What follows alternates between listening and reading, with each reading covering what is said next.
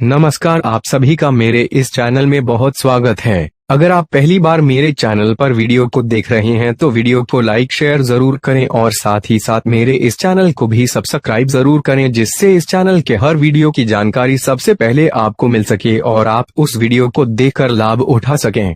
चलिए शुरू करते हैं। ब्लैक होल क्या है? अगर आप अंतरिक्ष की सैर कर रहे हों और अचानक ब्लैक होल में गिर पड़े तो क्या होगा? ब्लैक होल को हिंदी में कृष्ण विवर कहते हैं। क्या आप जानते हैं कि ब्लैक होल क्या होता है? नहीं, तो चलिए पहले ये जान लेते हैं कि यह क्या होता है। फिर यह जानेंगे कि यदि आपको किसी भी तरह से ब्लैक होल में फेंक दिया जाए या आप उसमें गिर पड़े तो क्या होगा। ब्लैक होल क्या है? ब्लैक होल स्पेस में वह जगह है जहां भौतिक का कोई नियम काम नहीं करता। मतलब समय और स्थान का कोई मतलब नहीं है। यहाँ बस गुरुत्वाकर्षण और अंधकार है। इसका गुरुत्वाकर्षण इतना शक्तिशाली होता है कि जिसकी आप कल्पना नहीं कर सकते हैं। इसके खिंचाव से यह प्रकाश को भी अवशोषित कर लेता है। मतलब यह कि इसमें जो भी डाला वह बाहर नहीं निकलेगा।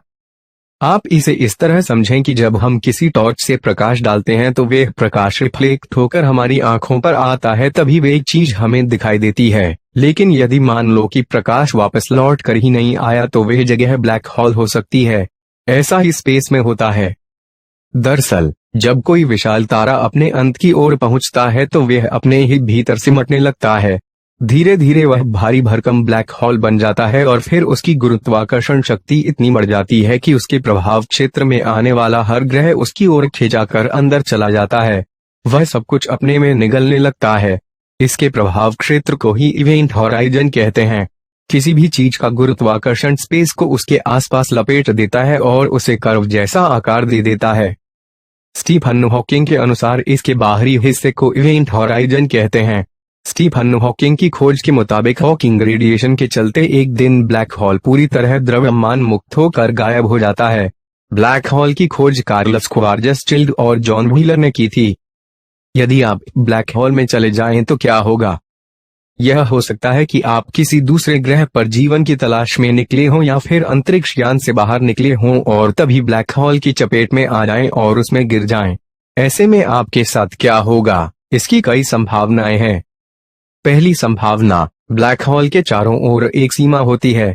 उस सीमा को घटना क्षितिज कहा जाता है। उसमें वस्तुएं गिर तो सकती है लेकिन बाहर कभी भी नहीं आ सकती है। यदि आप ब्लैक होल में गिरे तो हॉकिंग रेडिएशन के चलते ब्लैक होल के अंधकार तक पहुंचने से पहले ही आप राख में तब्दील हो जाएंगे। दूसरी संभावना, इवेंट हॉराइजन यानी कि ब्लैक होल के गुरुत्वाकर्षण की सीमा आसपास भी आप आ गए तो भी उसके खिंचाव के कारण आपका शरीर लंबा, चौड़ा और विकृत तरीके से असाधारण हो जाएगा और इस परिस्थिति में भी आपकी मौत हो जाएगी। तीसरी संभावना, यदि आप बिना किसी नुकसान को झेले ब्लैक होल में फंस चले गए तो यहां पहुंचने के बाद क्या होगा, कोई नहीं जानता।